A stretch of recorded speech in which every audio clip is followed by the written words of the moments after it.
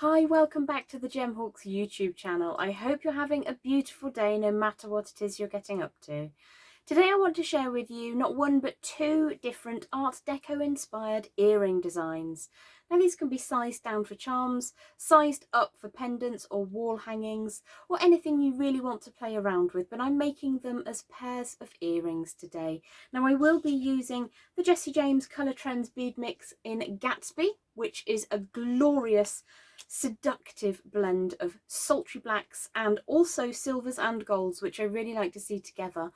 So we're going to move down to the board now and I'll show you the two types of earring that we're going to be creating together today.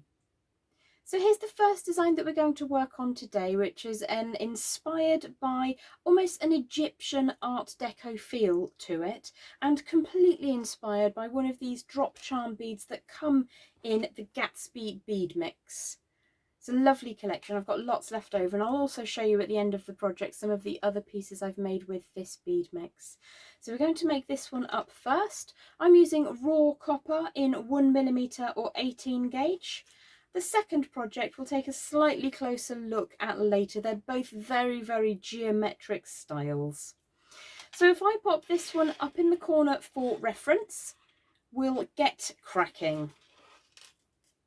So the materials I'm going to use are raw copper wire today, and I've got around about 8 inches of 1mm or 18 gauge wire, and as ever I just need to make sure that that's smooth, straight and ever so slightly warm to the touch. Now you don't have to measure this exactly, but I'm going to go around about 1 inch and just a smidge from one end and put a really sharp bend in like so. What I will then do is just open that back out. Now when you're making a bend in wire that you want to be relatively sharp, going past that point, the angle that you're looking to achieve, so closing it up and then opening it back out carefully again can give you a slightly firmer shape. Now when you're making pairs of earrings, what I tend to do is make the frames side by side. So I would check that I have the same length. So this is obviously slightly longer, so I would just trim that down, or I would measure it as I'm going, whichever is your preference. So let me just trim that away and ensure that those two ends are the same length. The next thing that I would want to do is to create another firm bend going across the bottom of the design. So if I come up from underneath with my bent chain nose pliers, what I would do at home is make sure that that is going to be the same distance. So if I put those pliers in like so, this is kind of backwards to the way I would normally do it, but it's the easiest way to show you. Again, I'm going to go all the way past that angle and then carefully draw it back. And you can open and close that a couple of times. I pop that underneath, just close that angle up and then reopen it. You get the idea that you can make that angle just a little bit sharper. So I do want these to be approximately the same. Obviously when you're making earrings you do have the opportunity to be just slightly different. So the next bend I'm going to make is going to be up in the direction that is opposite to where we started from. So I'm happy with that shape similarity. Pop that up in the corner. Hangs beautifully. And if I put those pliers underneath, what I want to do is to have the tip of the pliers sitting along the line of where we're creating, and then push that back so that it comes up the outside of our first position. So with this one, you again can close and open that angle up slightly. If you find that you mash any of it, just go back in there with your flat facing pliers and you can rescue that to its former glory. So that's the basis of the whole design. The next wire that we're going to work with is your finer gauge wire. Now I've chosen to work in this instance with 0.4mm gauge, and that's approximately equivalent to 26 gauge. You can make this in a slightly heavier 0.5 or 24 gauge, but I quite like the fineness, how it looks with that lighter gauge. So I have here approximately, let's have a look at my notes, around 20 inches, which I'm just going to unspool now. And one time I'm going to run that thumb and forefinger. When you're working with the finer wire, you do want it to be nice and smooth, but what you don't want to do is to stress it out too much. Now with this design, you may or may not be able to see that there's a slight join here because I ran out of wire. I only unspooled 15 inches, and that 15 inches runs from here all the way along the bottom and all the way back up to the top. So I've suggested that 20 inches would be a better length, but it's almost imperceptible, the join, and certainly once it's at the ear you probably won't notice it overly much. So there are a couple of different ways that you can do this. What I tend to do is start down at the bottom, or what I would suggest that we do is start down at the bottom. And if I lay my finer gauge wire over the top of the design, to begin with, we're just going to get going. So I'm going to push the leading edge through and make a nice continuous wrap all the way along to the end. What I might do is ask my technical department, that's my husband, to speed this bit up when we get going with the pattern. But I just want to show you how to begin this, and every time I'm making a rotation, you can, if you want to, thread this on after you've used a little coil making gizmo. But for me, it's actually easier to coil that in situ. So I'm just going to go to the end of this small section, and that was probably 2 inches, I want to say, of the finer gauge wire. When you get towards the end, you'll definitely want to switch to your flat facing pliers just to draw that tail around and make sure that that sits neatly. Now you can see that some of those coils are not the neatest, so I'm just going to push those together. You can use 2 pairs of pliers if you prefer not to use your nails. And then I'm going to make sure that that end is nice and tidy and push that all the way to the corner of the triangle that is opposite the start line.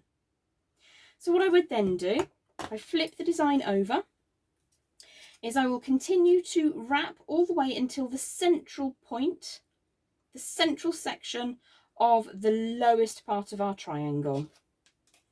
So what we've done so far is we've wrapped from here, or about here, and I just want to get halfway before I introduce the bead. So this is the part where we're going to take a short break, a slightly sped up break, and I'm going to get this done rather quickly for you.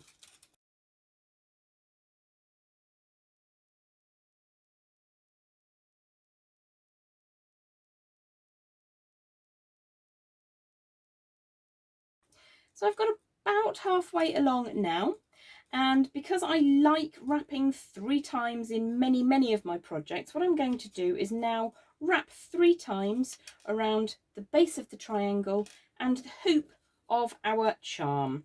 So I'm just going to make sure that that is indeed straight and true, very gently. Just going to align that, make sure that I'm happy. Now I really enjoy the combination of colours. I'm using copper wire, there's gold on this bead, and there is silver in other parts of the kit. So what I'm going to do, my final gauge wire has come over the top, so I need to post it through the bead that I'm going to use, or the charm rather, and then that needs to slide all the way along until it sits flat against the base of the triangle. So once we've got that firmly into position, I'm going to repeat that 3 times. Now the first one's a little bit awkward to show you, but the second and third times are much easier. So I'm going to pop the end through the loop on the charm, draw the wire all the way through, make sure that those don't cross over because you want 3 nice neat passes of wire. Take that up through the centre there, down over the top again, and then pull that firmly into position so that you've got 3 nice neat wraps.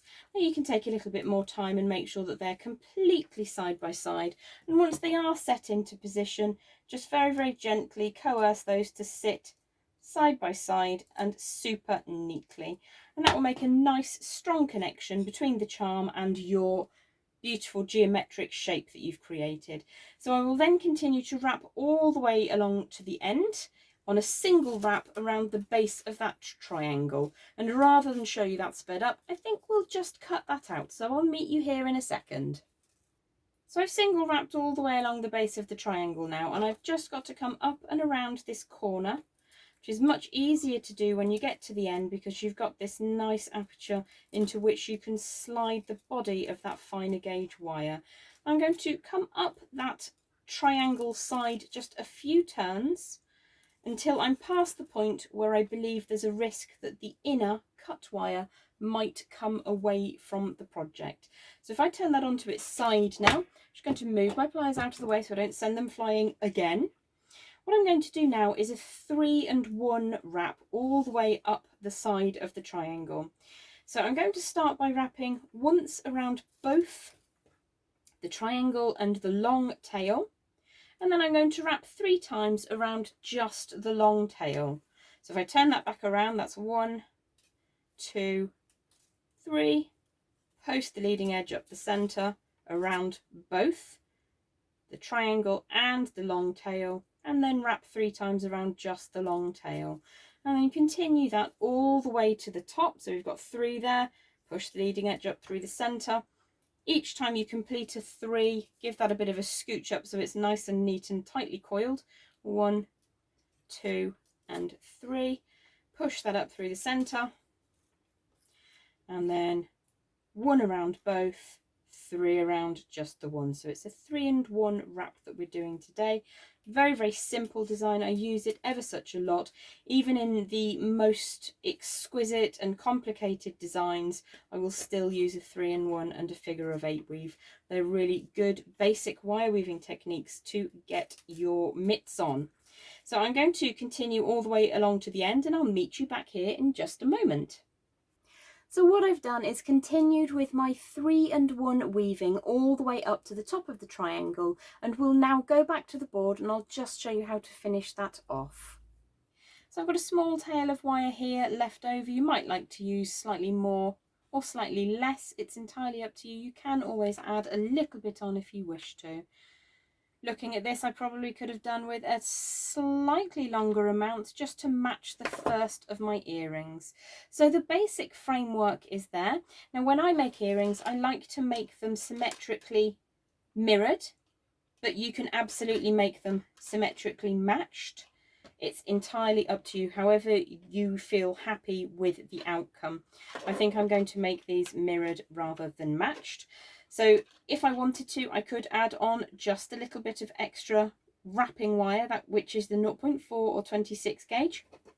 What I do need to do, just make sure that that last little bit is nice and neat and tidy. Super important in earrings. So whether you've wrapped all the way to the top or not, what we need to do is turn an upright as if it was coming out the top centre of that pyramid shape. Now I'm just going to apply a little bit of heat and warmth to that heavier gauge, the 1mm or 18 gauge wire, and ensure that I'm happy with how that's sitting. Now because my earring findings have a loop that is coming towards you rather than flat, I want the loop at the top of my pyramid design, my Art Deco design, to go sideways so that those two mesh together. If you accidentally make them in the same orientation, it's not a problem, you can just pop a jump ring in. So I'm going to take a sharp angle out to the left and then pop in with my round nose pliers. Got a new desk set up today with a new camera, so hopefully this is all looking okay. So round nose pliers, creating a little wrapped loop at the top. What I need to do is make sure that they're approximately the same kind of size. So I just need to shrink that down slightly, which you can do relatively easily once you've got that basic circular form. Now I've got 3 wraps showing on the earring I made earlier. So what I'm going to do is support the loop and not press down where the wires cross over, and I'm going to take that around once, twice, and a third time. Bring that to the back, tidy up those coils, flip that over and trim away the excess.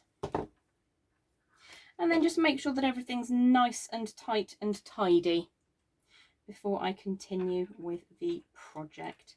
So if I was going to sell these, I would absolutely add in an extra piece of wire just like so, and just fill that last tiny amount of wrapping up at the top there. Get that nice and smooth, and then we'll find ourselves an earring finding and drop that in to create the pair. Now what I tend to do when I'm making earrings to sell is make them in part by part. So I'll show you what I mean. I'll just pop that one down for a second. That nice and straight. Now I've ended up making these matched rather than symmetrically opposite. I'm not going to worry about it. I can just take it out and flip it over if I want to. So what I would tend to do if I'm making to sell is I would make it part by part. I'd start with 2 8-inch lengths of that 1mm or 18 gauge wire, and I would do one bend at a time, side by side, making sure that all of my angles and dimensions are exactly the same. I'd also 100% measure my wire so that it's exactly the same length, so that that winding finishes in the same place. It's always worth having a little extra than a little too little. For our second Art Deco earring project, we're going to again rely on the geometry, the geometric triangular form at the base. These are super easy, super even achievable earrings for everyone to be able to master. So here's our second geometric Art Deco inspired design utilising that beautiful Gatsby mix from Jessie James. I have 2 lengths of 1mm or 18 gauge wire. I'm working in raw copper. It's one of my favourite wires to work with, and it's a round copper. You could use a square profile for this if you prefer. Now what I think I might do is show you my process for making earrings to sell, and you'll be able to see how they get matched slightly better than the last earrings were. So what I tend to do is I've straightened these just by running them between thumb and forefinger. I've measured them, they're both the same length, and I've trimmed them to make sure there are no jagged edges. So it starts out quite small. You can take your flush cutters to just make sure that those ends are nice and tidy. You can even use a burr cup device if you wish to. So it starts out quite small. You can use any of your flat facing. I'm going to use some chain nose pliers. I'm just going to grip that very, very firmly. I'm going to turn a sharp bend. Now in that way I know that there's the same length, but for the next part I separate them, and this is where I'm going to open and close that angle just a couple of times to make sure that it's nice and sharp. This works really, really well if those angles are looking good. You can, of course, if it's your preference, have softer angles on your geometric shapes, but I kind of like them to be a little bit more industrial, a little bit more architectural even. So we've got our first bend in position. These are going to be slightly larger than the one I made earlier. And we're going to come in with any of our flat facing pliers again and create a triangle very similar to our first pair of earrings, but we're going to have a double side this time. So again, I'm choosing the size, making the bend, and then I remove one of those before I sharpen up that angle. So I'm going to take it further than I need to without piercing my fingertip. So you can take that past the angle and then open it back up again. And I'm just going to have that to sit whilst I get the second one into position. So I've got the basic size and shape. I just need to refine rather, that's much more sensible use of the English language. Refine that shape until we have 2 that are the same. For the next piece, it's much easier to do this one piece at a time. So I'm going to make sure that I'm happy with those angles that I've created. I'm going to set them by squashing them between the flat faces of my pliers. And I'm going to bring the very, very tips of the pliers into the gap that is between the end where we started and the elongated tail section. And I'm going to use that to create the gap, like so. Now for this one, you can open and close that angle if you'd like to. You just kind of have to take it past and back again, and then make sure that you're happy that that's nice and straight. And from this point onwards, I'm just going to be working with the 1, but I will just show you how, again, to get that angle in there. I'm just going to pop the end of the pliers in between where we started and the tail of the wire, push that up and along. You can open and close that if you need to get that slightly sharper bend. You might want to take it over the top. It's entirely up to you, but you can make that a little bit more refined and a little bit more obvious that it is indeed a triangular form.